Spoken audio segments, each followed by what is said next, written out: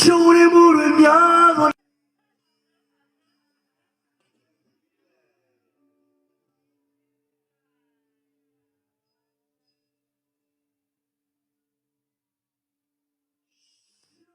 Ye jiza ma o pune chade ke ma yi ba.